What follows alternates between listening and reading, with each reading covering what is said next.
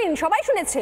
উনি ইচ্ছা করেই বলেন, উনি বলেন যে একটা সম্প্রদায়ের যখন রোজা চলে, রমজান চলে, তারা নিরীহ হয়ে থাকে, তারা ফল খায়, তারা কোনো অশান্তি কথা ভাবতেই পারে না।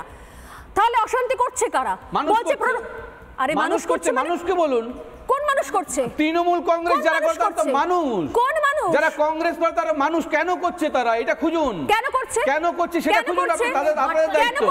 অস্ত্র নিয়ে ঘুরছে, সুড়সুড়ি দিচ্ছে, অস্ত্র নিয়ে ঘুরছে, কি অস্ত্র নিয়ে ঘুরছে আমাকে বলতে দিতে হবে। উনি ইচ্ছা করে উল্টো পাল্টা তর্ক করে সবাই রাজ্যের শুনুন আপনাদের এবার একটুখানি বাকিদের বলতে দিন। সবাই আসলে শেখ শাহজাহান নয় যে অস্ত্র নিয়ে ঘোরে এবং যখন তখন লোকজনকে রাত্রিবেলা ডেকে নিতে পারে পিঠে খাওয়ানোর জন্য, সবাই সেটা নয়। রামনবমীর উৎসবে লোকে উৎসব করার জন্যই যায়। আজকেও অস্ত্র নিয়ে দাপাদাপি করেছে একজন, আমাদের স্টোরি আমরা দেখিয়েছি। এনিওয়ে আমি আসবো উত্তর দেওয়ার জন্য, অনেকক্ষণ ধরে বলতে চাইছিলেন কেয়া বলুন। প্রথমে বলবো তৃণমূল কংগ্রেসের যিনি মুখপাত্র এবং মমতা বন্দ্যোপাধ্যায়কে হাত জোড় করে বলছি, রাম কা নাম বদনাম না করো। অদ্ভুত ব্যাপার স্বর্ণালী, এই যে হাওড়াতে মমতা ব্যানার্জি তো সেদিন হয়েছেন মুখ্যমন্ত্রী, তার ঢের আগে থেকে হাওড়ার রামরাজাতলা থেকে হাওড়া ময়দান পর্যন্ত শোভাযাত্রা বেরোতো।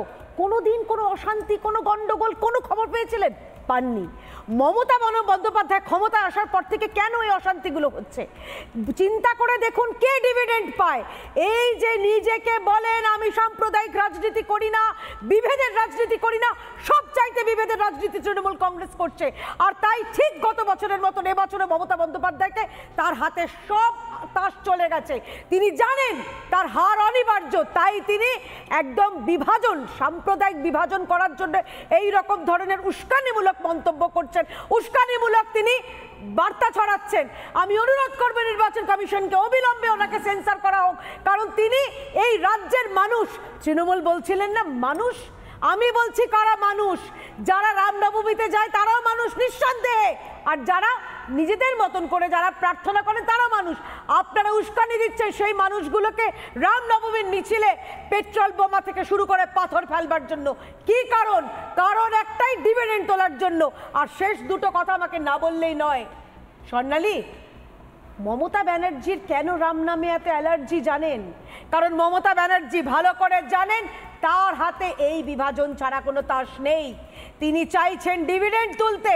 এবং সব থেকে বড় কথা, এই এনআইএ, তৃণমূলের কথা বলছিলেন না, গতবার রামনবমীর এই যে অশান্তি হয়েছিল হাওড়াতে, হাওড়া শিবপুরে, কাকে গ্রেপ্তার হতে হয়েছিল জানেন?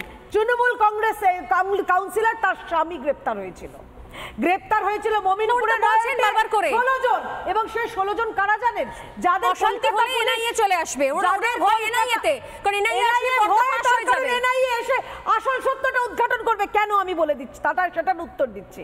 খিদিরপুর মমিনপুরে যে অশান্তি করানো হয়েছিল, সেইখানে কলকাতা পুলিশ যাদের গ্রেপ্তার করেছিল, পরবর্তীকালে এনআইএ যখন তারা তদন্ত শুরু করেন, সেই যাদের কলকাতা পুলিশ গ্রেপ্তার করেছিল সবাইকে ছেড়ে দেন, কারণ তাদের মিথ্যে গ্রেপ্তার করা হয়েছিল।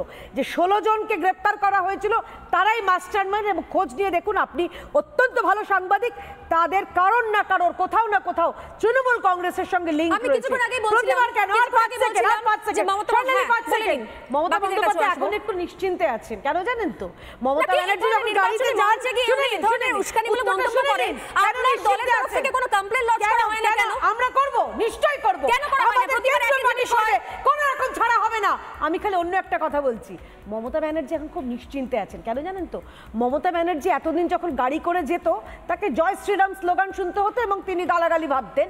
এখন যখন কনভয় যায়, তাকে চোর চোর স্লোগান শুনতে হয়।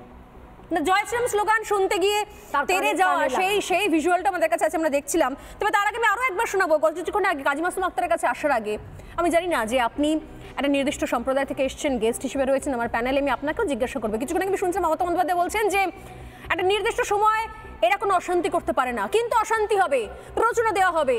তাহলে কি যারা রাম পুজো করছেন, যারা রামনবমী করছেন, তারা সেই সময়তে রাম পুজো করতে করতে অশান্তি তৈরি করতে পারেন? এটা কি ধরনের বার্তা? বিভেদের বার্তা, বিভাজনের বার্তা।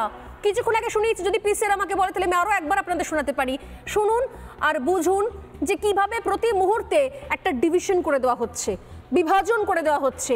ঠান্ডা মাথায় অঙ্ক কষে বিভাজন বিভাজন বিভাজন সারাক্ষণ ধরে ভাগবাটোরা করা হচ্ছে। রেডি আছে কি পিসিআর? শোনাবো একবার।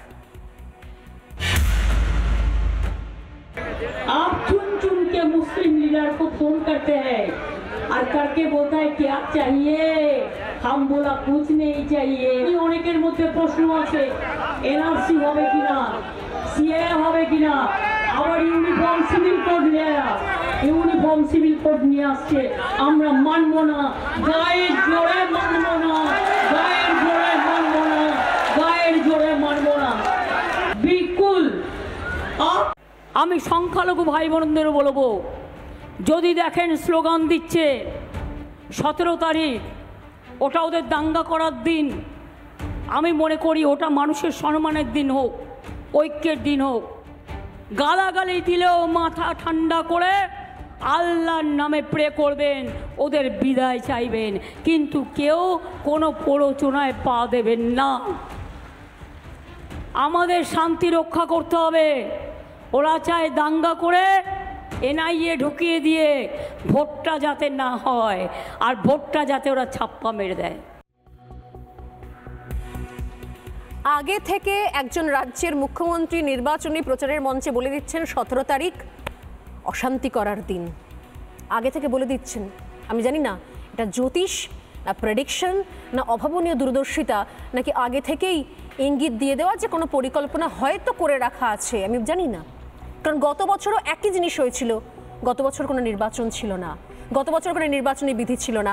আমি কাজী মাসুম আক্তারের কাছে খুব সংক্ষেপে টু দ্য পয়েন্ট জানতে চাইবো, এটা কিসের হিন্ট? দেখুন, মাননীয় দাঙ্গা শব্দটার প্রতি খুব টান আছে, সব কথা উনি দাঙ্গাটা খুঁজে পান। উনি আমাদের এতে সন্দেশখালিতেও আদিবাসীদের সাথে সংখ্যালঘুদের দাঙ্গার তথ্য খুঁজে পেয়েছিলেন, আর কেউ খুঁজে পাননি, উনি একলে খুঁজে পেয়েছিলেন।